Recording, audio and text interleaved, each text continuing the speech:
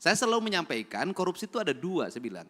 Ada korupsi struktural yang melanggar pasal, diancam dengan pidana, didakwa dan dituntut. Karena itu merugikan negara. Tetapi juga ada korupsi kultural. Artinya sesuatu yang dianggap legal tetapi sesungguhnya merugikan negara. Di mana itu letaknya? Letaknya adalah negeri ini masih kuat inefisiensi. Inefisiensi bukan hanya yang dicontohkan oleh Pak Presiden, kita melakukan pembenahan terhadap seluruh struktur anggaran.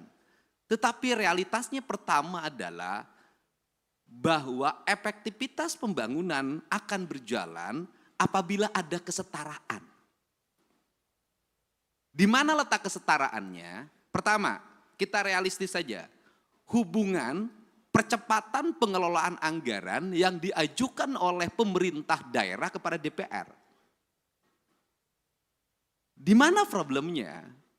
Problemnya adalah bahwa di DPR sendiri itu ada problem anggaran.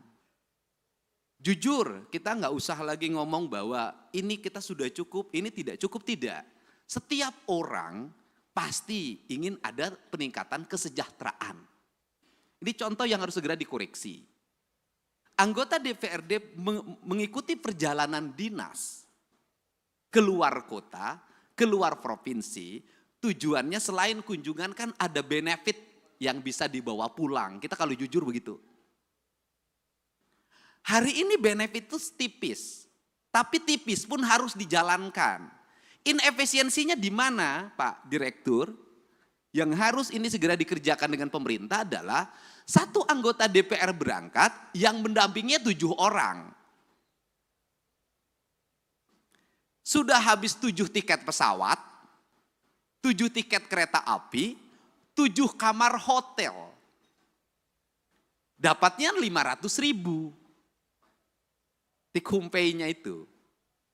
Bagaimana ini? DPR itu beranggapan kok kita tidak setara dengan DPR RI misalnya. Provinsi Kabupaten. DPR RI itu jelas.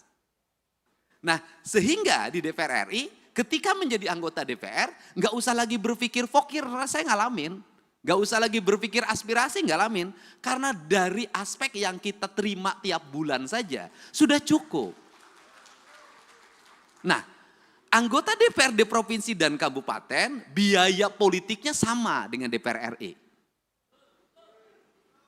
Tetapi ketika masuk itu kedudukan keuangannya menjadi jauh berbeda.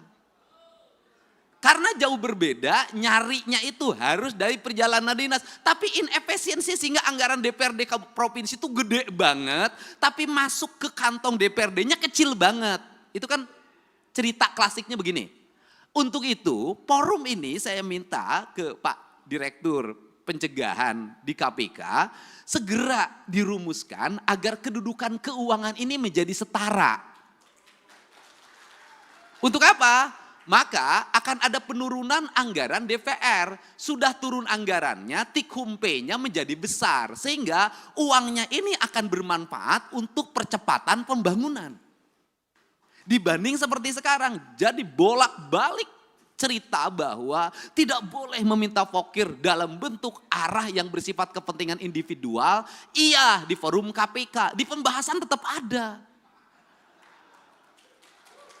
Nah, kan dilemanya adalah, kita jujur aja dilema kepala daerah, diikutin nanti ikut celaka, nggak diikutin regulasi pemerintah macet.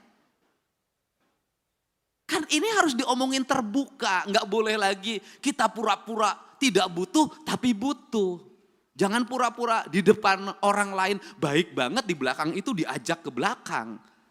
Ini hal yang harus. Untuk itu saya meminta bantuan jajaran pimpinan KPK agar kedudukan keuangan DPRD itu sudahlah daripada take-home pay-nya diputerin dulu nyewa hotel, nyewa pesawat. Langsung saja honor-honor diberikan berdasarkan rapat-rapat di DPR. Dari mulai rapat komisi, rapat badan musyawarah, rapat badan anggaran, rapat paripurna 1, 2, 3-nya. Itu semua kalau sudah seperti ini anggota DPRD setiap hari akan di kantor. Karena kalau tidak ke kantor, tidak dapat dikumpai. Selesai Pak. Setelah itu ekonominya berputar lokal di daerah itu. Tidak lari keluar. Ini kan kasihan daerah-daerah yang dapetinnya dari PBB, parkir, pajak restoran. Yang kecil-kecil dikumpulin habis itu. Uang restoran yang dipungut dari restoran kecil dipakai makan di restoran berbintang di kota besar. Ini harus segera dibenahin kalau negeri ini ingin baik. Nah, kelemahan dari DPRD, provinsi dan kabupaten tidak bisa membuat aturan sendiri. Karena seluruh aturannya dibuat oleh kementerian. Beda dengan DPR RI, bisa ngundang kementerian, langsung aturannya bisa direvisi. Itu bedanya. Modalnya sama, kedudukannya berbeda.